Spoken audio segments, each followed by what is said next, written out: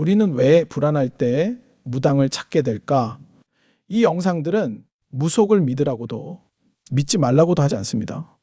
믿음을 바탕으로 한 종교로서의 무속을 이야기하려는 것이 아닙니다.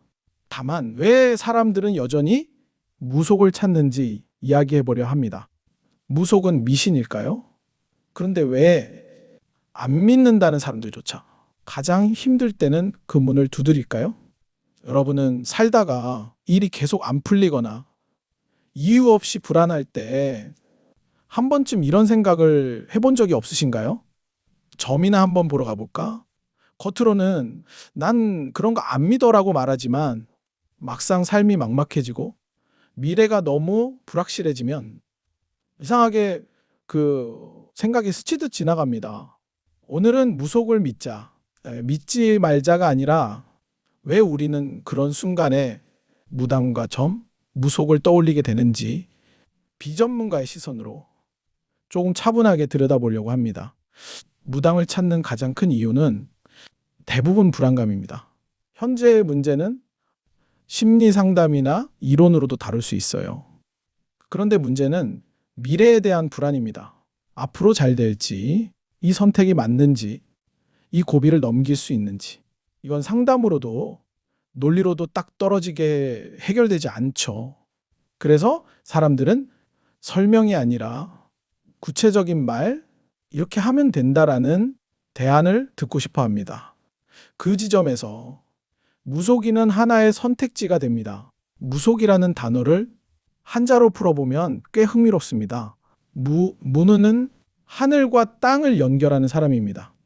여기 보시면 사람인 인자가 두 개인데 이건 한자에서 주로 춤추는 사람을 뜻할 때 쓰입니다. 즉 하늘과 땅, 신과 인간을 연결하며 춤을 추는 존재, 그리고 속속은 풍속이라는 뜻입니다. 종교보다 한 단계 낮게 의도적으로 불린 말이기도 하죠. 그래서 무속은 정식 종교라기보다는 삶 속에 스며든 신앙 형태, 생활 문화에 가깝습니다. 보통 무당을 이렇게 정의합니다. 신내림을 받아 신을 섬기고 구슬하는 사람. 여성 무당은 무녀 보살, 남성 무당은 박수, 법사라고 부르죠. 중요한 건 무당이라는 말이 외래어가 아니라 순우리말이라는 점입니다. 그만큼 이 존재는 아주 오래전부터 우리 삶 가까이에 있었다는 뜻이죠. 그런데도 우리는 무속을 이야기할 때 왠지 조심스럽고 조금 부끄러운 느낌을 받습니다. 왜일까요? 근대화 과정에서 합리성, 과학, 종교가 기준이 되면서 무속은 미신으로 밀려났고 제도 밖으로 쫓겨났습니다. 거기에 일부 사기나 과도한 금전 요구가 부정적인 이미지를 더했죠. 하지만 흥미로운 건 그럼에도 불구하고 무속은 완전히 사라지지 않았다는 것입니다. 사람들에게 물어보면 대부분 이렇게 말합니다. 난 무속 안 믿어. 그런데 이사 날짜, 결혼 날짜, 시험 전점께 이상하게 찝찝한 날 피하기. 이런 것들은 뭘까요? 믿지 않는다고 말하면서도 완전히 벗어나 있지는 않습니다. 어쩌면 우리는 무속을 믿는 게 아니라 불안을 다루는 방식을 빌리고 있는 건지도 모릅니다.